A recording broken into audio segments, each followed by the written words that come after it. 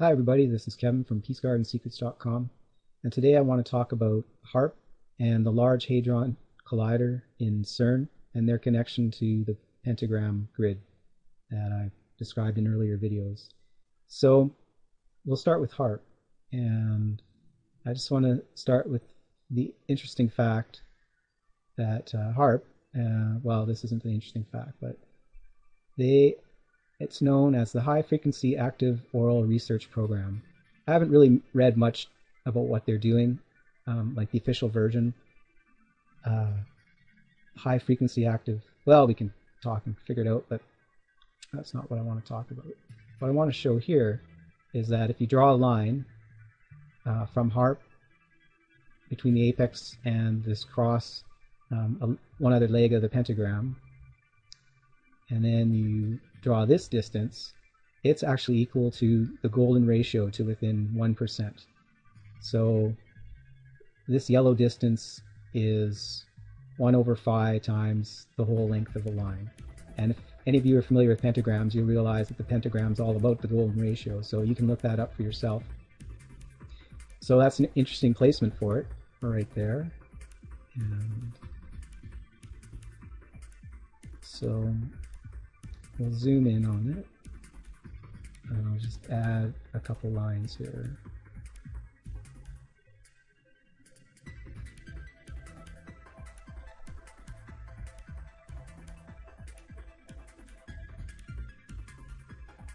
As you can see, HAARP's laid out in a rectangular grid, and so I took the direction off of two of these lines to see where they led to in both directions, and it turns out they lead someplace interesting. This line on the left heads off to the northwest corner of the pentagram, and this line going towards the south goes towards Hawaii. So, and I tried to be as accurately as I could when I was taking the direction, just to see exactly where they went. So that's where they're at 90 degrees to one another, and one points into the top of the pentagram, one points into Hawaii. So I'll just show you how close that it gets down here. It gets within 56 kilometers, so that's where it is. Still pointing towards Hawaii, clearly. And then how close it comes to the northwest corner. It comes within, I don't know, 12 kilometers or something. 11 kilometers, maybe exactly 11 kilometers. Wouldn't that be something? Okay. Well, the number 11 seems to pop up all over the place. So now that we've seen what HAARP's all about, I want to head on over to the border of France and Switzerland, to CERN, where they have the 27-kilometer, can't remember if it's diameter, circumference, Large Hadron Collider, where they, see here you can see a blue and a red, and they run particles in opposite directions and then crash them together. And these are three places where they do the crashing: CMS, ALICE, ATLAS, LHCb. And there's other things going on here that won't concern us. So for clarity, I put on my own stars, and we can show the labels. So the ALICE, the LHCb, the ATLAS, ALICE, and the CMS. But we're concerned with just the ATLAS detector and the CMS detector. If you draw a line through both of those, it defines a heading that we can follow to the other side of the world. Let's just do that.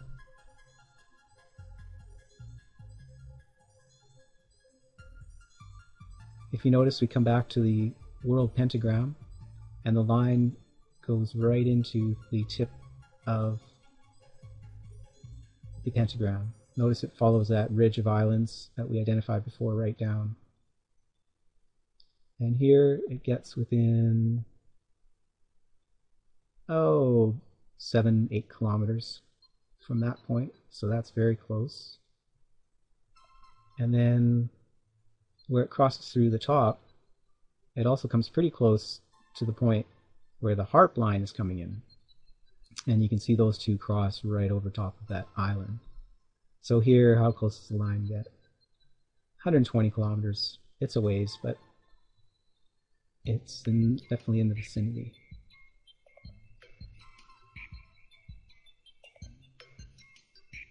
You can go to CERN, back to CERN, and draw another couple of lines. Because there's the other collision points that are producing events that could be lined up with the CMS detector on the other side, as you can readily see here. So these go all the way back to our vicinity of the world. One of them goes to close to HAARP over here. I mean, I guess it's not that close, really. How far? 254 kilometers. It's around there. Note that there's Mount McKinley, known as Ben Ali. The other place it goes to is, the other line goes right between the epicenter of the earthquake and Fukushima, the disaster caused by the earthquake. So that's within 69 or less kilometers or so. So that's quite a coincidence. This brings me to the next line of the tour that goes very close to Fukushima, as you can see. It also comes very close to HAARP, the point we're familiar with there, and ends up at, you probably have guessed it, the International Peace Garden, where the line, that says it all, Fukushima via HAARP. So it's coming off one aspect of the octagon. So if you go up at an angle of, what is it again? 315 degrees bearing, then you'll intersect those areas. Just one more line. That's all there is. So, without further ado, there's this line coming from HAARP that extends off of the grid in the other direction, in the opposite direction of the northern corner. So I traced it down. And it goes down to the Gulf of Mexico.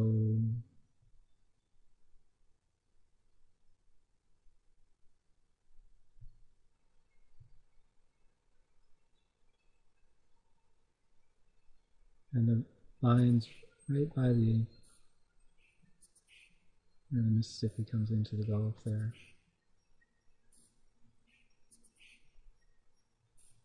So that concludes my tour of lines. There's one other energy device that I know of that's located in Australia. It's the whole Naval Communication Station. And I've overlaid the Fruit of Life with the Metatron's cube inside of it because of the way these radio antennas are arrayed. They're arrayed in hexagrams that have all these relationships I've traced out in the colors between them. And I didn't even trace them all, I was just tracing the hexagons that look like cubes. It really looks like a cube in this place. So that reminds me of the hypercube that's related to the flower life. So this is what it looks like without the colors. You can see the roads and shapes of hexagons and big tower at the center. So there's towers all over the place and forming all these hexagrams. So this is the whole Naval Communication Station. And this is Speculationville, is where I'm headed here, but I think it's all the sixes down here that are creating sacred geometry are doing so with radio waves at frequencies that are affecting the pentagram grid in some way. or attempting to. That's my speculation, and it's just because it's the 6 above, as above so below, the 6 and the 5 of the this hexagon array and the pentagram grid that I've been researching, and also knowing about the star tetrahedron supposedly inside the Earth, that Mauna Loa on Hawaii is one of its points. That